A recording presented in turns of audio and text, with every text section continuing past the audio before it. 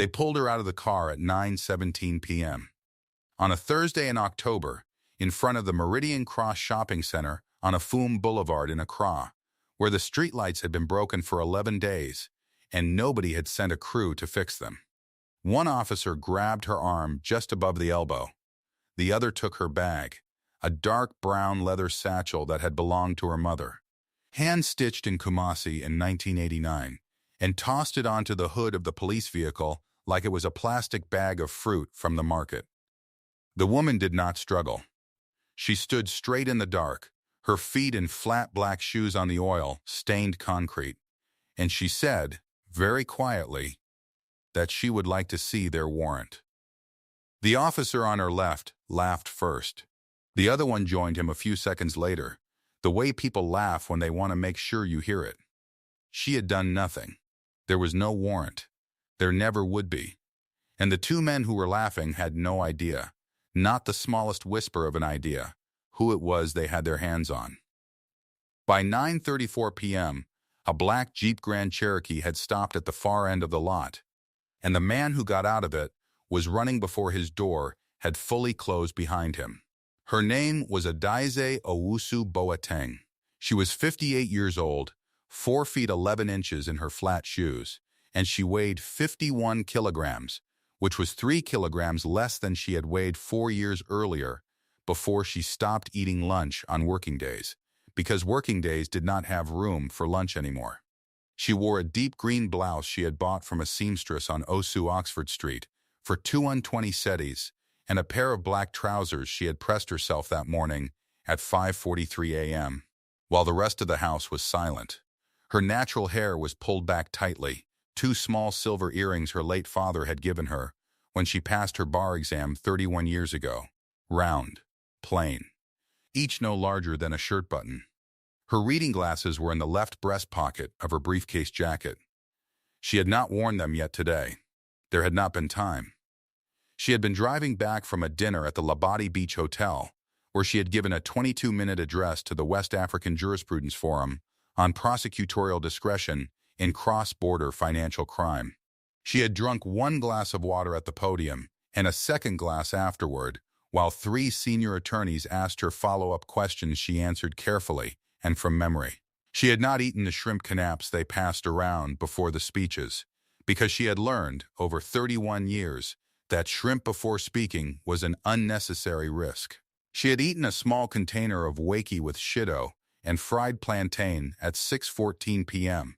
in the parking garage, sitting in the front seat of her car with the door open, eating from a black plastic bag she had carried in her briefcase since morning. She had folded the empty bag into a square and placed it in the small rubbish pocket on the driver's side door. She kept the car very clean. She had been 4 minutes from home when they stopped her. The lights appeared in her rearview mirror at 9:11 p.m. blue and red. She was on Afom Boulevard at the point where the broken streetlights began, which meant that everything from here to the intersection was dark except for the moving light of the vehicles. She indicated left, pulled completely off the road, turned off the engine, and put both hands flat on the steering wheel. She had been stopped before. She knew how to be stopped. She put her hands where they could be seen without being asked, and she waited. What she did not do, because there was no reason to do it yet, because she had done nothing wrong and could not yet know how this would go, was announce who she was. Her father had told her, when she was in her late 20s, and newly admitted to the bar and full of the energy of someone who had just been given language for the first time, that authority announced in the wrong moment sounds like fear. You wait. You observe. You let the situation make itself clear. And then, if it becomes necessary, you speak clearly. And, once, she waited. Constable Asante Nyarko asked for her license and registration. She provided them. He looked at them for approximately 11 seconds and handed them back without comment. Then he said the thing about the robbery, the vehicle matching the description. He said it in a tone that was already past inquiry and already at conclusion, as though the sentence were a formality for a decision he had already made. She noticed the tone. She put it in the part of her mind where she kept things that would matter later. She said she was happy to cooperate with any verification process and asked whether she should step out of the vehicle or whether he needed to call it in from where he was standing. She said this calmly. He said she needed to come with them while they sorted it out. She said she understood that, and she reached for her bag to retrieve her identification, and he took it. The rain was beginning by then, not the heavy rain that would come later, but the first thin, cold layer of it. The kind that settles on your skin without feeling like anything for the first few seconds, and then suddenly you are very cold without knowing when it started. The wind off the boulevard had a smell to it, exhaust, and wet asphalt, and the fish stalls that had closed 2 hours ago but left their memory in the air. A bus ground past on the far lane, its windows steamed from the inside, someone's arm resting on the sill. The charge, if it could be called that, if the word even applied to something that had not been spoken aloud and written down and signed and witnessed, was that her vehicle matched the description of a car involved in a reported robbery 2 blocks east on Afon Boulevard at 8:50 that night. A dark vehicle. Possibly a Toyota.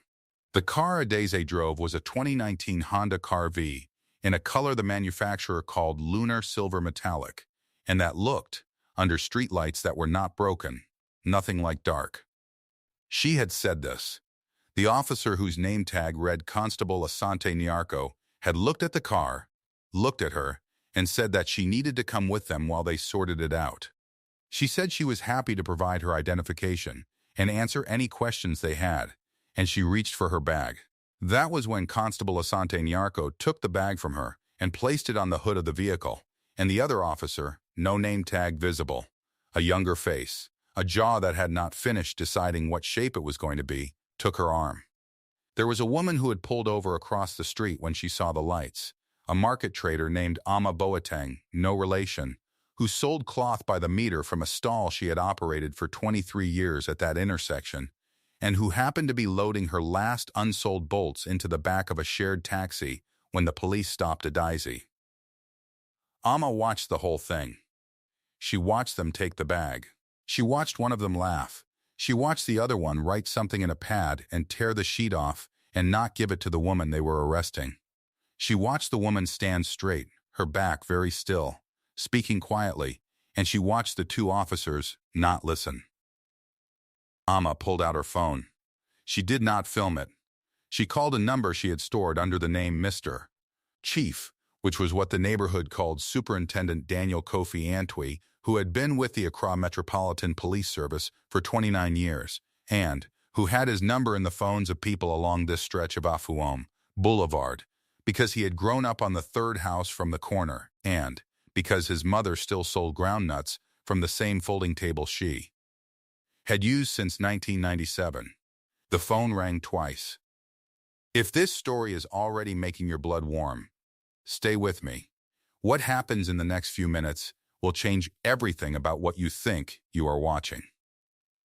Superintendent Antwi had been at a family dinner in East Legon when his phone lit up with Ama Boateng's name. He knew from the time, 9:21 p.m., and the fact of the call, not the number itself, that something was wrong. She did not call him at night for pleasant conversation. He picked up on the second ring and said her name. She told him, in 41 words, exactly what she had seen. He said 2 words that she understood to mean he was already moving. He pressed his chair back from the table without finishing his sentence to his sister-in-law, and he walked to the door still holding his napkin, which he did not realize until he was already in the Jeep. Adeze was standing at the rear bumper of the police vehicle when the headlights swept across her from the far end of the lot. She had been standing there for 14 minutes. They had not put her in the vehicle. They had not cuffed her. They had not spoken to her in 8 minutes. One of them was on the phone, leaning against the driver's side door with his back to her. The other was looking at her bag. She could see the leather of the satchel under the orange glow of the vehicle's running lights. The stitching along the top seam, hand done by a woman named Afia Konadu, who had worked from a room behind her house in Kumasi, and who had been paid 40 cedis for a week's work in 1989, was still perfect. Her mother had carried the bag every day for 9 years, and had given it to her the morning Adese passed the bar, not at the ceremony but in the kitchen, early before anyone else was awake, pressing it into her hands and saying, in Twi, that every woman needed something that was entirely her own. Adese looked at it on the hood of the police vehicle and did not move toward it. She stood where she was, her hands folded in front of her, and waited. That was the thing about her that people who knew her understood, and people who did not know her always misread. The stillness. When Adese Owusu Boateng went still, completely still, hands folded, back straight, the particular quality of attention in her face that her law clerks described as the one that meant you had better have thought very carefully about what you were about to say, it did not mean she had surrendered. It meant she was being precise. It meant she was recording. It meant the exact time and the exact words and the exact angle of the streetlight on the hood of the vehicle were all going somewhere they would later be retrieved from. She had learned this from her father, who had been a magistrate for 34 years in Kumasi, and who had told her, when she was 11, that the most dangerous person in any room is the one who is paying perfect attention. He had died 8 years ago, on a Tuesday morning in March at 6:47 a.m., in the bedroom where he had slept for 41 years, holding her hand and his wife's hand at the same time, and saying nothing because he had already said everything there was to say. She had become a federal judge 14 months after his death. She had not been able to tell him. She had gone to his grave on the day of the swearing-in the early morning before anyone was at the cemetery, and she had stood there in her new robe, which she had carried folded in a garment bag so it would not wrinkle. And she had told him. She had spoken for 6 minutes. She had not cried until she was back in the car with the door closed and the garment bag on the passenger seat. The Jeep came in fast and stopped at an angle. Superintendent Antwi was out of it and moving while the dust was still settling, and the 2 officers saw him coming before they heard him because the lot was loud with traffic from the boulevard, and he had not turned on his siren. They saw the rank on his uniform. They saw the speed he was moving at. The one on the phone lowered his phone from his ear. The other one straightened up from where he was leaning. Antwi did not stop walking until he was 6 feet from them. He looked at Adese once, one long, steady look that lasted exactly 2 seconds, and then he turned to the officer with the phone and said, "What is her name?" It was not a question. It was a direction to speak. The officer said they had not yet confirmed her identity. Antwi said, "Ask her." The officer looked at Adese. He said, and his voice had changed from the voice he had been using. The authority had gone out of it, somewhere between his mouth and the air. "Can you state your name and identification?" Adese said, "Justice Adese Owusu Boateng, Federal Circuit Judge, ECOWAS Community Court of Justice. My identification is in that bag." She looked at the bag on the hood. She did not move toward it. The younger officer, the one without the visible name tag, took a very small step backward. Antwi picked up the bag himself, held it out to her, and said, "I'm sorry." She took the bag. She opened it. She removed her judicial identification and her national identification and held them both out flat in her palm. He did not take them. He shook his head once, meaning he did not need to see them, meaning he believed her, meaning the gesture she was making was unnecessary, and he understood why she was making it anyway, because she had been standing in a dark parking lot for 16 minutes being laughed at, and she was going to finish the interaction on her own terms. She placed them back in the bag. She closed the clasp.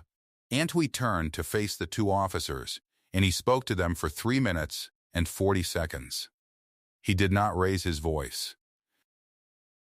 Ama Boateng, who had crossed the street and was standing at the edge of the lot, said later that she could not hear the specific words, but that the silence from the 2 officers was the most complete silence she had ever heard from 2 grown men who were standing upright. At some point in those 3 minutes and 40 seconds, Constable Asante Nyarko began to understand what he had done. Not in the way a person understands when they are told, but in the way a person understands when the shape of the thing they have walked into becomes visible all at once. His partner, the younger officer with the unfinished jaw, had already taken 2 steps back and was standing with his arms at his sides very precisely, the way people stand when they are trying to take up no space. Asante Nyarko was still. He had stopped looking at Antwi and was looking at a point somewhere between the ground and the rear bumper of his own vehicle. Adeze watched this. She watched it without expression. She was not satisfied, and she was not angry, and she was not relieved, because none of those things were useful yet. What she was, if there was a word for it, was accurate. She was seeing it clearly, recording it precisely, letting it be exactly what it was, and nothing extra. Antwi finished. He asked Adeze whether she needed anything, whether she needed someone to follow her home, whether she needed anything at all. She said no. She said thank you. She said it in a voice that was not warm and was not cold, but was simply a voice that had nothing to prove in either direction. She picked up her bag, walked to the car V, started the engine, and pulled out of the lot at 9:39 p.m. She did not look in the mirror as she left. There was a moment, 3 intersections from the shopping center, when she came to a red light on an empty street, and the rain began properly, full and sudden and loud against the roof of the car, and she sat with both hands on the wheel and the wipers going and the light staying red for what felt like a long time. Her hands were steady. They had been steady the whole time.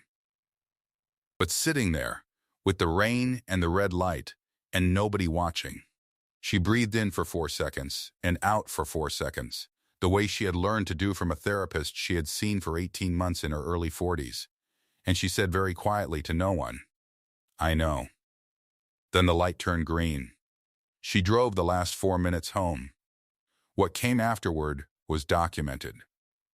These things always are, when the person they happen to is the kind of person who keeps records. Adeze did not call anyone that night. She drove home, parked the car V in the garage, went inside, and made herself a cup of ginger tea with 1 teaspoon of honey, which was the amount she used, and had always used, and she sat at the kitchen table for 22 minutes, with her hands around the mug, and did not turn on the lights.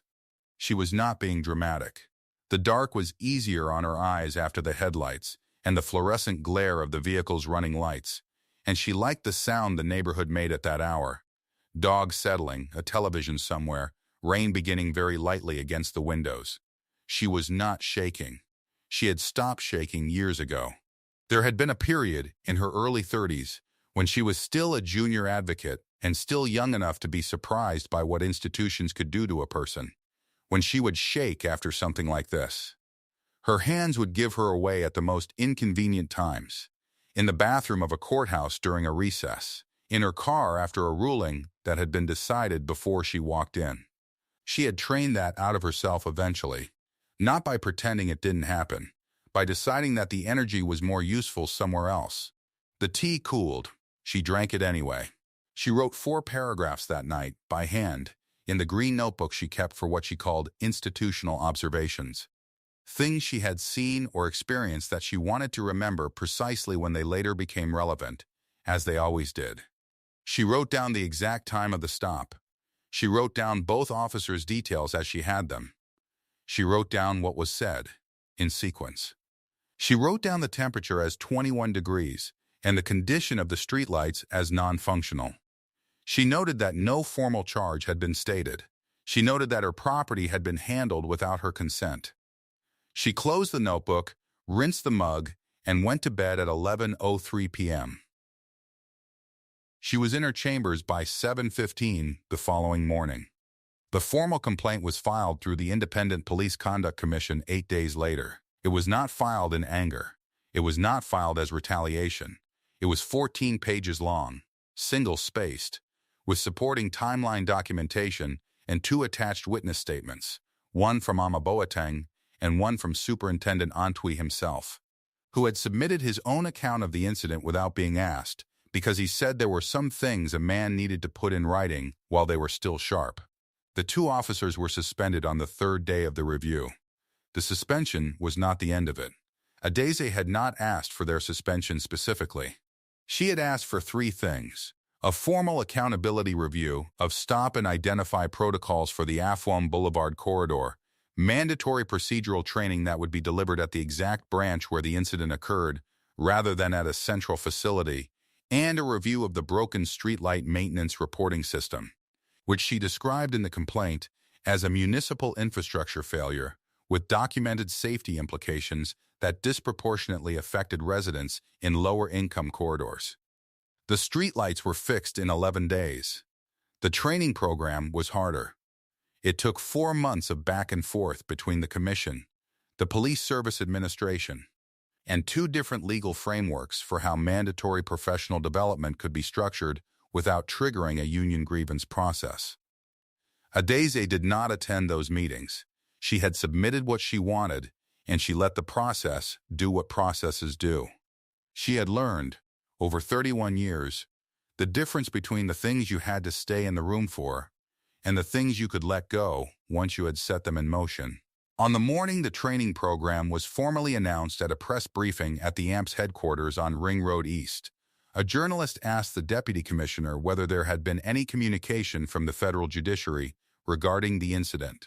The deputy commissioner said that Judge Owusu Boateng had submitted a formal complaint through proper channels and that they were grateful for the thoroughness of the documentation, which was, he paused here and looked at the paper in front of him, he said, the most precisely documented complaint this office has received in my 12 years in this role. Adeze was not at the press briefing. She was in her chambers, working. She had 3 cases on the docket and 1 oral argument scheduled for the following week, and she was reading a 140-page brief that she had already been through twice and was going through a third time because there was a passage on pages 78 through 81 that she wanted to understand more fully before she formed a final view. She read with her reading glasses on, the ones that had been in her briefcase pocket on the night of the 9th, and she had a second cup of ginger tea on the desk, cooling, as it always did. On the wall behind her chair were 3 things: her bar admission certificate from 31 years ago, a photograph of her father at his own bench in Kumasi, taken in 1991. The year she was 23, and had just decided she wanted to be a judge instead of a corporate attorney because she had sat in the gallery of his courtroom for one afternoon and understood for the first time what it actually meant to hold that weight and carry it carefully. And a small framed card on which her mother had written, in her handwriting that looked like river water, "The work is the answer to everything." Her mother had given it to her when she sat for her judicial appointment examination 19 years ago, and the frame had been bought for 8 cedis from a stall at Makola Market, and had held the card without complaint ever since. On the day that Constable Asante Nyarko returned to work after his suspension, his formal return was documented in the AMPS HR log as a Tuesday at 8 a.m. His first mandatory session was at the training room of the Afouam Boulevard precinct, which was the building 2 blocks from the broken streetlights and 3 blocks from the shopping center where the parking lot was. The session was led by a facilitator from the Commission. There were 22 officers in the room, which was all of the staff scheduled for that week's rotation. The session ran 4 hours and 14 minutes. It covered procedural law on stop and identify, civil rights frameworks under the Constitution, and a section titled Institutional Accountability, in which participants were required to document, in writing, a scenario from their own professional experience in which they had made a decision based on an assumption rather than a verified fact, and what the consequence of that decision had been. Adeze would not have known the content of that session in any detail. She had not designed the curriculum. She had asked for the training and the location and stepped back. But she had made it possible, the way foundations make things possible, not by being seen, but by holding the weight. She got home that Tuesday at 7:40 p.m. and made waki from the container she had picked up on the way, from the same woman at the corner of the street, 2 blocks from her house, who had been selling from the same coal pot for 11 years, and who always packed the shitto separately, on the side, in a small plastic pouch, because Adeze had once mentioned in passing that she preferred to add it herself. She ate at the kitchen table with the lights on this time. The rain that had been threatening all day was beginning properly now. A real rain, hitting the windows from a new angle, and she could hear it filling the gutters on the east side of the house. She thought about her father. She often did in the evenings. She thought about what he would have made of the last 4 months. The complaint, the commission, the press briefing, the training that was happening right now in a room she would never see, 4 kilometers from where she was sitting. She thought he would have said something precise and brief about it, the way he said most things, and she thought he would have eaten his dinner and gone back to his papers, because the work was always the answer to everything. Not the noise around the work, but the work itself, the slow accumulated weight of it, day after day, case after case, the patient insistence on what was true. She finished the wakey. She washed the container. She put the kettle on. You cannot erase what a person carries inside their hands. You can stop them in a parking lot in the dark. You can take their bag. You can laugh. And while you are laughing, you will not see what is already in motion. The notebook being opened at 11:03 p.m. The pen moving across the page with precision. The green cover closing on 14 pages of documented truth. Some people do not fight back in the moment because they have learned something harder and more useful than fighting. They have learned to be exactly as thorough as the situation requires, which is the kind of power that does not announce itself and does not need to.